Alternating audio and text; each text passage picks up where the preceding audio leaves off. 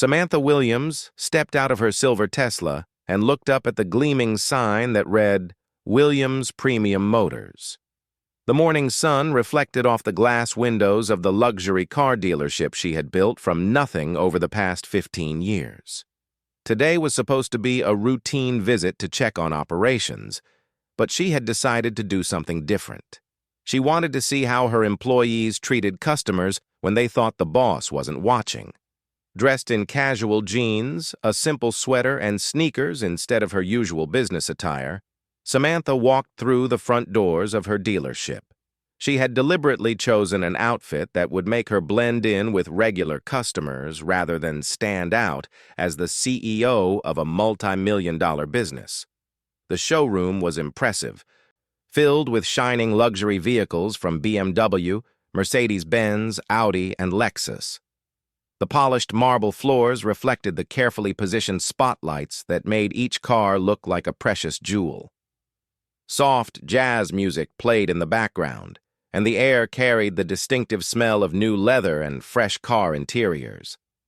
Samantha walked slowly among the vehicles, admiring the red BMW convertible near the entrance. She had always loved cars, which is why she started this business. Growing up in a working-class family in Detroit, she had spent countless hours with her father in their garage, learning about engines and dreaming of one day owning a car lot. Now she owned one of the most successful luxury dealerships in the state. A young salesperson named Jake noticed her looking at the BMW. He was new to the team, hired just 3 months ago. Jake had been doing well with sales, but Samantha had heard some concerning reports about his attitude toward certain customers. Today would be a perfect opportunity to see for herself. "That's a beautiful car, isn't it?" Jake said, walking over with a friendly smile. "Yes, it really is," Samantha replied, running her hand along the smooth hood. "I've been thinking about getting something like this for a while now." Jake's eyes quickly scanned Samantha from head to toe, taking in her casual appearance. His friendly expression shifted slightly, becoming more guarded. "Well, this particular model starts at $85,000, he said, his tone becoming noticeably cooler. "It's quite an investment." Samantha caught the change in his voice, but continued playing her role. "That sounds reasonable for such a nice car. Could you tell me more about the features?" Jake glanced around the showroom, seemingly looking for other customers. "Listen, I'm pretty busy right now. Maybe you should look at our used car section. We have some nice older models that might be more in your price range." The suggestion stung, but Samantha kept her composure. She had suspected this might happen. In her 15 years of building this business, she had worked hard to create an environment where every customer was treated with respect, regardless of how they looked or dressed. Clearly, that message wasn't getting through to everyone. "I'm specifically interested in new cars," Samantha said calmly. "This BMW caught my eye, and I'd like to know more about it." Jake sighed, checking his watch. "Look, I don't want to waste your time or mine. This car requires excellent credit and a substantial down payment. Maybe it would be better if you went somewhere else that better fits your budget." At that moment, a well-dressed white couple entered the showroom. The man wore an expensive suit, and the woman carried a designer handbag. Jake's entire demeanor changed instantly. "Excuse me," he said to Samantha without any politeness, then practically rushed over to the new customers. "Good morning. Welcome to Williams Premium Motors. I'm Jake, and I'd be delighted to help you find your perfect vehicle today." Samantha watched as Jake enthusiastically showed the couple around, pointing out features and answering their questions with patience and enthusiasm. The contrast in treatment was stark and painful to witness. She decided to continue her test by approaching another salesperson, Maria, who had been with the company for 2 years. Maria was helping another customer but noticed Samantha waiting. "I'll be with you in just a moment," Maria said politely. When Maria finished with her customer, she walked over to Samantha with a professional smile. "How can I help you today?" "I'm interested in looking at some of your luxury vehicles," Samantha said. Maria's response was much more professional than Jake's, but Samantha still detected a hint of skepticism. Certainly. What type of vehicle interests you? Are you looking for financing options, or would you be paying cash? Before Samantha could answer, a loud voice echoed across the showroom. Maria, stop wasting time with tire kickers and help real customers. The voice belonged to Richard Thompson, the general manager of the dealership. He was a man in his 50s with gray hair and an air of authority that he wielded like a weapon. Samantha had hired Richard 5 years ago based on his impressive resume and strong interview. He had increased sales significantly, but she had started receiving complaints about his management style. Richard strode across the showroom toward them, his face showing obvious irritation. Ma'am, I think there might be some confusion here. This is a luxury dealership. Our vehicles start at $50,000 and go up from there. Perhaps you're looking for one of the budget lots down the street? Samantha felt her anger rising but maintained her calm exterior. I'm looking for a luxury car, and I have the means to purchase one. I'd simply like to be treated with the same respect you show all your customers. Richard laughed, a sound that was both condescending and cruel. Respect is earned, and it starts with being realistic about what you can afford. I've been in this business for 25 years, and I can tell when someone is serious about buying and when they're just window shopping. And what exactly tells you I'm not serious? Samantha asked, her voice remaining steady despite her growing fury. Look around, Richard said, gesturing at the showroom. This is a high-end establishment. Our typical customers arrive in luxury vehicles, wear quality clothing, and carry themselves with a certain presence. They don't walk in off the street in jeans and sneakers expecting to test drive an $80,000 car. Several other customers in the showroom had stopped to listen to the exchange. Samantha noticed that some looked uncomfortable with Richard's treatment of her, while others seemed to agree with his assessment. I think you're making assumptions based on appearance rather than actual qualifications, Samantha said. That's not how a professional business should operate. Richard's face reddened. Lady, I've built this dealership's reputation on knowing our clientele. We don't have time to waste on people who can't afford our products. Now I'm going to have to ask you to leave before you disturb our serious customers any further. The showroom had gone quiet. Even the background music seemed to fade as everyone waited to see what would happen next. Samantha looked around at the business she had created, the employees she had hired and trained, and the customers who were witnessing this humiliating treatment. You want me to leave my own dealership? She asked quietly. Richard didn't catch the significance of her words. Your dealership? That's rich. Look, I don't know what game you're playing, but I'm calling security if you don't leave voluntarily. Jake had finished with his customers and walked over to see what was happening. Is everything okay, Mr. Thompson? Just dealing with someone who doesn't understand what kind of establishment this is, Richard replied. Some people think they can walk in anywhere and demand service they haven't earned. Samantha reached into her purse and pulled out her business card. She handed it to Richard, who glanced at it dismissively before looking more closely. His face went pale as he read, Samantha Williams, Chief Executive Officer, Williams Premium Motors. The card trembled in Richard's hand as the reality of the situation hit him. Jake looked confused, reading the card over Richard's shoulder, his own face losing color as understanding dawned. This can't be right, Richard stammered. I'm the owner of this dealership, Samantha said, her voice now carrying the authority that Richard had failed to recognize.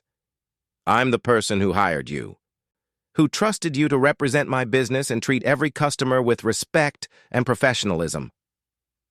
The showroom erupted in whispers as word spread among the staff and customers. Some employees who recognized Samantha despite her casual attire began to look mortified. Others, including newer staff members like Jake, stood in shock. Ms. Williams, I had no idea, Richard said, his earlier arrogance completely evaporated. If I had known? That's exactly the problem, Samantha interrupted. Your treatment of me shouldn't change based on who I am. Every person who walks through these doors deserves the same level of respect and service, whether they're the CEO or someone buying their first car. Richard tried to recover, forcing a smile that looked more like a grimace. Of course, you're absolutely right. I was trying to protect the business from time wasters. Sometimes people come in who aren't serious buyers and you've decided you can identify those people by their appearance? Samantha asked. By the color of their skin or the clothes they wear? The question hung in the air like a challenge. Richard realized that anything he said now would only make the situation worse. Several customers were recording the interaction on their phones, and he could see his career crumbling before his eyes. I think we need to have a conversation in my office, Samantha said. All of us. As she walked toward the back of the showroom, Samantha thought about the dreams she had when she first opened Williams Premium Motors. She had wanted to create a place where anyone with the means and desire to own a luxury vehicle would be welcomed and respected. Today had shown her how far she still had to go to make that dream a reality. The walk to the office felt like a funeral march for Richard Thompson. Behind him, Jake followed with shaking hands, while other employees watched in stunned silence. Samantha led the way through the dealership, her casual sneakers making soft sounds on the marble floor that seemed to echo louder than they should. Samantha's office was located at the back of the building, behind a glass wall that allowed her to observe the showroom floor. The office reflected her journey from humble beginnings to success. Family photos sat alongside business awards, and a picture of her father working under the hood of an old Chevrolet held a place of honor on her desk. Close the door, Samantha said as she settled into her chair behind the large oak desk. Richard and Jake sat in the chairs across from her, both looking like students called to the principal's office. Samantha studied their faces for a moment before speaking. Richard, in the 5 years you've worked here, what do you think I've emphasized most about our customer service approach? Richard shifted uncomfortably. Well, providing excellent service to our valued customers? Try again, Samantha said, her voice sharp. What have I emphasized about treating all customers? That every customer deserves respect, Richard admitted quietly. Exactly. Every customer. Not just the ones who look like they belong in a country club. Samantha leaned forward. Do you remember when I hired you? You told me you understood the importance of building relationships with diverse communities. You said you wanted to be part of a business that broke down barriers in the luxury car market. Richard nodded miserably. I remember. Then explain to me what happened out there. Explain how treating a potential customer like garbage aligns with the values of this company. Before Richard could answer, there was a knock on the office door. Maria, the saleswoman who had been more professional in her approach, stood outside looking nervous. Come in, Samantha called. Ms. Williams, I'm sorry to interrupt, but there are customers asking questions about what happened. Some are upset about how you were treated, and others are asking if this is how we normally do business here.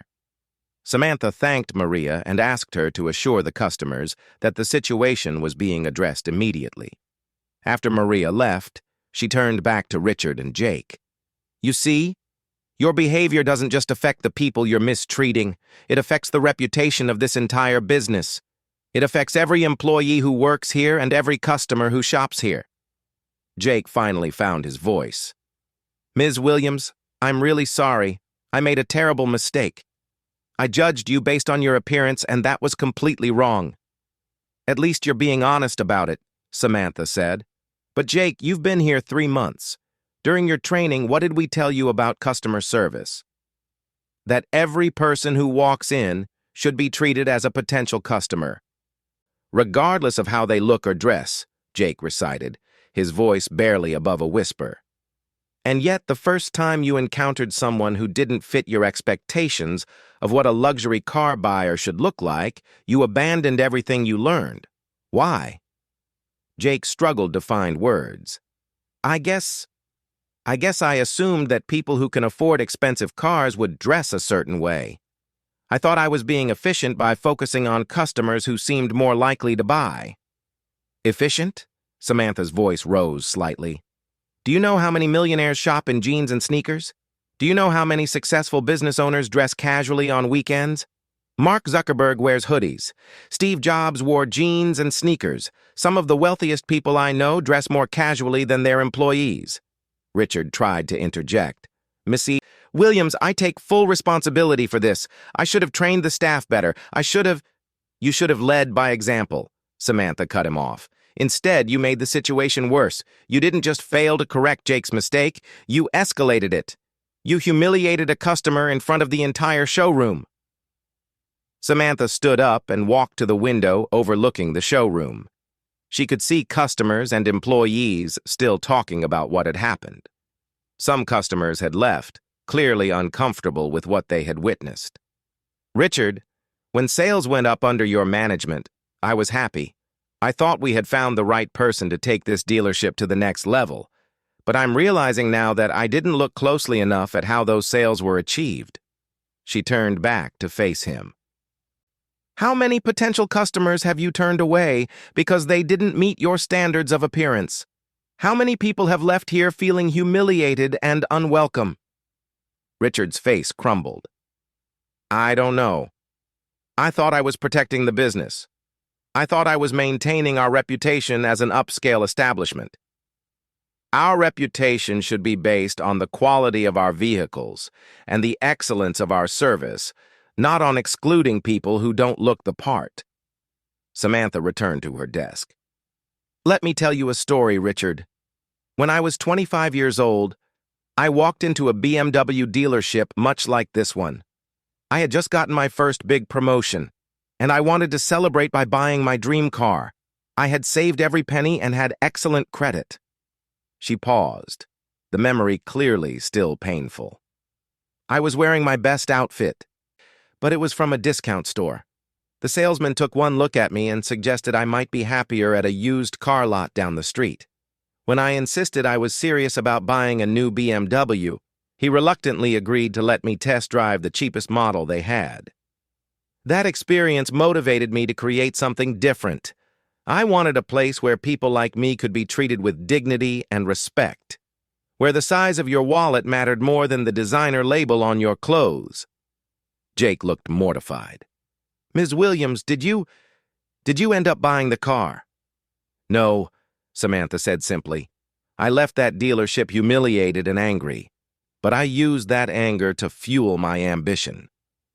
I promised myself that one day I would own a dealership where no one would ever be treated the way I was treated that day. The office fell silent, except for the soft hum of the air conditioning system. Outside, the normal sounds of the dealership continued, but everyone in the room knew that nothing would be normal again after today. Richard, Samantha said finally, you've been with this company for 5 years. In that time, have you ever seen me treat an employee or customer with disrespect? No, ma'am, never. Have you ever heard me judge someone based on their appearance or make assumptions about their ability to afford our products? No, ma'am. Then how did you think it was acceptable to do those things while representing my business? Richard had no answer. He sat in his chair looking defeated, knowing that his career at Williams Premium Motors was over. Jake, Samantha continued, you're newer here, but the same question applies to you. You've attended our training sessions. You've had 3 months to observe how we do business. What made you think you could ignore everything you learned? I don't have an excuse, Jake said honestly. I let my own biases take over. I made assumptions that were wrong and harmful. Samantha appreciated his honesty, but honesty alone wouldn't undo the damage. She thought about the customers who had witnessed the exchange, the employees who had seen their manager behave badly, and the reputation her business had built over 15 years.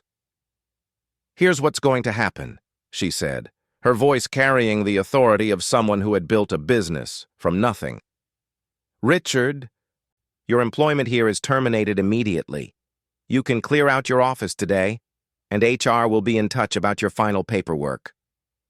Richard nodded, looking resigned to his fate. I understand.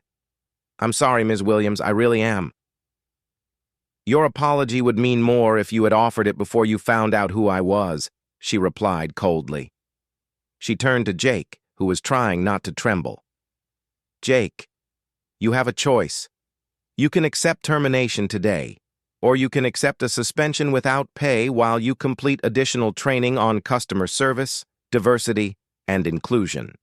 If you choose the training option, you'll also write a formal apology letter that will be shared with all staff as an example of what not to do. Jake looked surprised that he was being offered a second chance. I choose the training. I want to learn from this mistake and become a better person and employee. The training will take 2 weeks and it will be unpaid time. You'll also be on probation for 6 months. Any customer complaints about discriminatory treatment will result in immediate termination. Do you understand? Yes, ma'am. Thank you for giving me another chance. Samantha nodded, then pressed the intercom button on her desk. Maria, could you please ask all available staff to meet in the conference room in 10 minutes? We need to have an important discussion about customer service expectations. As Richard gathered his belongings and left the office for the last time, Samantha prepared for one of the most important staff meetings of her career. She knew that what had happened today was a symptom of a larger problem, and she was determined to address it head-on. The conference room filled quickly as word spread throughout the dealership. 15 employees gathered around the large table, their faces showing a mixture of curiosity, concern, and embarrassment. Some had witnessed the confrontation in the showroom, while others had only heard whispers about what happened. Samantha entered the room still wearing her casual clothes, a powerful reminder that appearances could be deceiving. She looked around the table at faces she had hired and trained, people she had trusted to represent her vision and values. I'm sure most of you have heard about what happened in the showroom today, she began, her voice calm but serious. For those who haven't, let me explain. I came to work dressed casually to observe how our customers are treated when they don't fit certain expectations of what a luxury car buyer should look like. She paused to let this sink in before continuing. What I discovered was deeply disappointing. I was treated with disrespect, dismissed as a time waster, and ultimately asked to leave my own business. Maria raised her hand tentatively. Ms. Williams, I want to apologize for my part in this. When I saw you, I should have provided the same level of service I give to everyone else. Thank you for acknowledging that, Maria. But this conversation isn't about making anyone feel bad about themselves. It's about making sure this never happens again. Samantha moved to the whiteboard at the front of the room and wrote 3 words: respect, dignity, and opportunity. These are the core values that Williams Premium Motors was built on. Every single person who walks through our doors deserves respect, regardless of their age, race, gender, or appearance. Every customer deserves to be treated with dignity, whether they're buying a $50,000 car or a $150,000 car. And every customer deserves the opportunity to be heard and helped. Tom, a veteran salesman who had been with the company for 8 years, spoke up. Ms. Williams, I have to admit that sometimes I do make quick judgments about customers. In this business, we're taught to qualify buyers quickly to make the best use of our time. I understand that, Tom, and qualifying buyers is part of sales, but there's a difference between asking intelligent questions about someone's needs and budget, and making assumptions based on stereotypes. She turned to face the group directly. Let me ask you all something. How many of you have ever been judged or dismissed because of how you looked? Several hands went up around the table. Sarah, a young African-American saleswoman, spoke first. When I was looking for my first apartment, landlords would tell me over the phone that places were available. But when I showed up in person, suddenly they weren't. Carlos, a Hispanic finance manager, nodded. I've been followed around stores by security guards. even when I was wearing a suit and tie.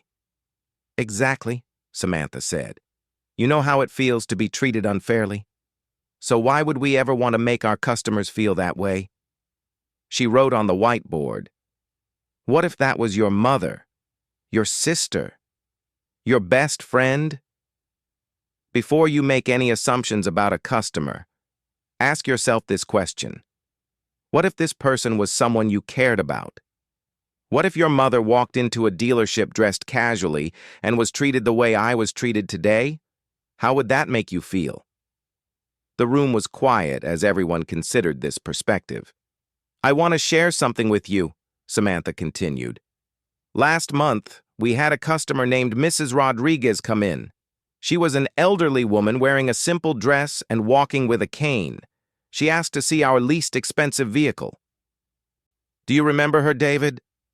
David, one of the senior salesmen, nodded. Yes, I helped her. She seemed like a sweet lady, but I assumed she was probably just looking and couldn't afford much. What you didn't know, Samantha said, is that Mrs. Rodriguez called me later that week. She was so impressed with your patient, respectful service that she decided to buy not just one car, but 3. 1 for herself and 2 for her grandchildren who had just graduated college. The total sale was over $200,000. The room buzzed with surprise. David looked amazed. I had no idea. She seemed so humble and modest. That's exactly the point. You can't judge someone's financial situation by their appearance. Some of our wealthiest customers are also the most modest in their dress and demeanor. Samantha erased the whiteboard and wrote a new message. Every customer is a potential customer. From today forward, this is our new motto. Every person who walks through those doors gets the same level of service. Every question gets answered with patience and respect. Every customer leaves here feeling valued, whether they buy a car or not. Jennifer, the customer service manager, raised her hand. What about situations where customers clearly can't afford our vehicles? How do we handle that respectfully? Great question, Jennifer. There's a big difference between someone who genuinely can't afford our products and someone who doesn't look like they can afford them. If someone asks about a car that's beyond their budget, we help them find financing options or suggest vehicles that better fit their needs. We don't dismiss them or send them elsewhere. She continued, and remember, even if someone can't afford a luxury car today, they might be able to tomorrow. People get promotions, receive inheritances, win the lottery. The college student you turn away today might become a successful lawyer next year. The respect you show them now could lead to a customer for life. Michael, a newer employee, asked, what if we make honest mistakes? What if we misjudge someone without meaning to? Honest mistakes happen, Michael. The key is recognizing them quickly and correcting course. If you realize you've made an assumption about a customer, acknowledge it to yourself and adjust your approach. Most people are forgiving if they see genuine effort to provide good service. Samantha then addressed the elephant in the room. I want to talk specifically about racial bias, because that's partly what happened today. It's uncomfortable to discuss, but we can't improve if we don't face reality. The room grew tense, but Samantha continued. Research shows that black customers are often treated differently at car dealerships. They're quoted higher prices, offered worse financing terms, and sometimes ignored entirely. This is unacceptable at Williams Premium Motors. She looked around the table at the diverse group of employees. We have staff members from many different backgrounds, and we serve customers from many different communities. Our success depends on creating an environment where everyone feels welcome and respected. I'm implementing several changes effective immediately, Samantha announced. First, we're instituting mandatory quarterly training on customer service and cultural sensitivity.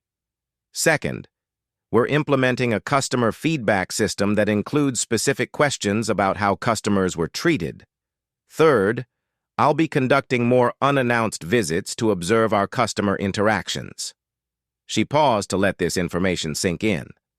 I'm also establishing a zero-tolerance policy for discriminatory behavior.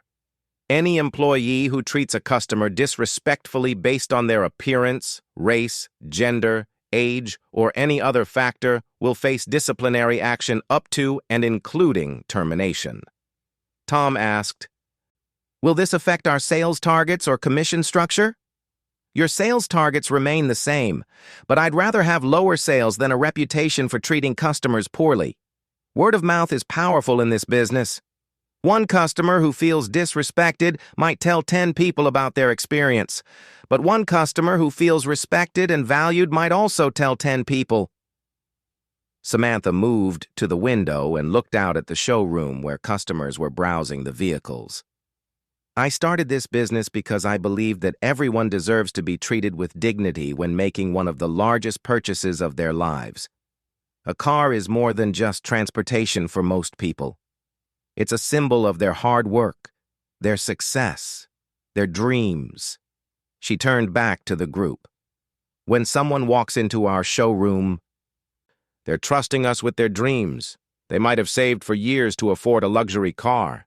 They might be treating themselves after a promotion or a big life achievement. Our job is to honor that trust and make their experience memorable for all the right reasons." Sarah raised her hand. "Ms. Williams, what happened to Mr. Thompson and Jake?" "Richard Thompson is no longer with the company. His behavior today was unacceptable and not consistent with our values. Jake has been suspended without pay and will undergo additional training. If he successfully completes the training and demonstrates genuine change, he'll be welcomed back on probation." The meeting continued for another 30 minutes, with employees asking questions and sharing their own experiences. By the end, everyone understood that things would be different moving forward. As the meeting concluded, Samantha felt hopeful but also determined. She knew that changing attitudes and behaviors would take time and ongoing effort. But she was committed to creating the kind of business she had dreamed of years ago when she was just starting out. Later that afternoon, she changed into her business attire and walked back onto the showroom floor. Several customers approached her to express their appreciation for how she had handled the situation. One customer, an elderly black gentleman, shook her hand and said, "I've been coming here for 3 years, and I've always felt welcome. It's good to know why." As the day ended, Samantha reflected on the lessons learned. The experience had been painful and embarrassing, but it had also been necessary. Sometimes the only way to see problems clearly is to experience them firsthand. She thought about her father, who had taught her to treat everyone with respect regardless of their circumstances. He would have been proud of how she handled the situation today.